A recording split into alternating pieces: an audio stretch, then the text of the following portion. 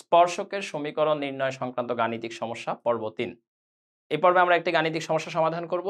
x² + y² -8x - 2y + 4 = 0 বৃত্তের স্পর্শক 23x + by - 1 = 0 হলে b এর মান নির্ণয়।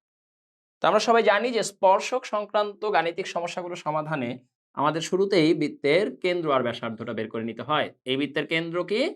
এই বৃত্তের কেন্দ্র হচ্ছে 4,1 এবং বৃত্তটির ব্যাসার্ধ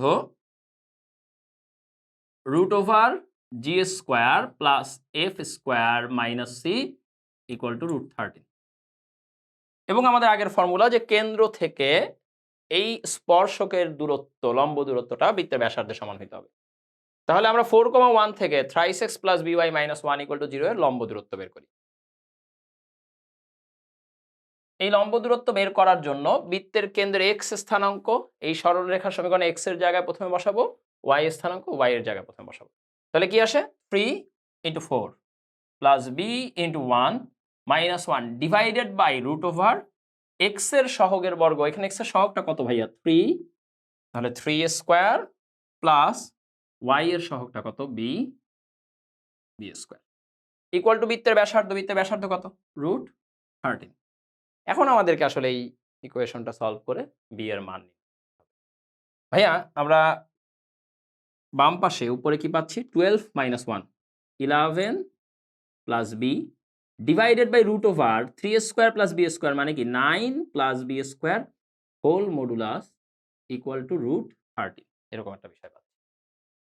ভাই এবার যেহেতু আমাদের b এর মান বের করতে হবে, এই জন্য উভয় পক্ষে স্কয়ার করাটা জরুরি। কারণটা কি? কারণটা রুটের ভিতরে b আছে। রুটের ভিতর থেকে b কে বাই করতে হলে আসলে স্কয়ার করতে হবে। তাহলে আমরা যদি উভয় পক্ষে স্কয়ার করি 11 + b whole square divided by 9 + b² √13 এর স্কয়ার মানে হচ্ছে 13। এখন এই যে 9 + b² কে এই পাশ থেকে এই পাশে ভাবে পাঠিয়ে দেন।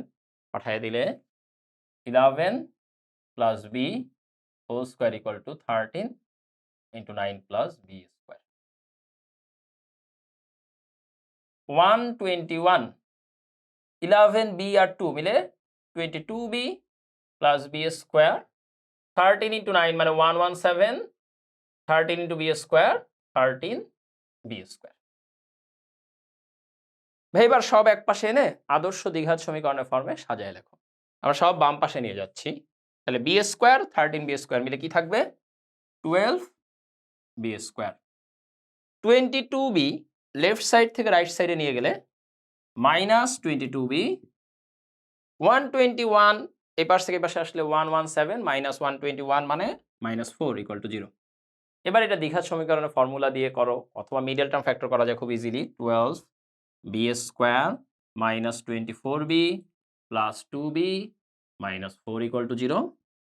এই দুইজনের মধ্যে 12b কমন ফ্যাক্টর মানে b - 2 প্লাস এই দুইজনের মধ্যে 2 কমন ফ্যাক্টর আসলে b - 2 = 0।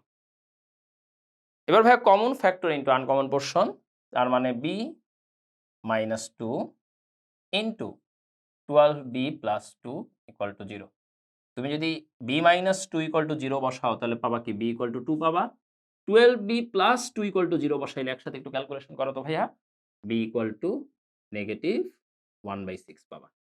তাহলে b এর দুইটা মান, একটা হচ্ছে 2, একটা হচ্ছে -1/6। এই ম্যাথটা কিন্তু হুবহু আগের ম্যাথটার মতোই, খালি ওখানে তোমাকে y - y1 = m × x - x1 ধরা লাগছিল।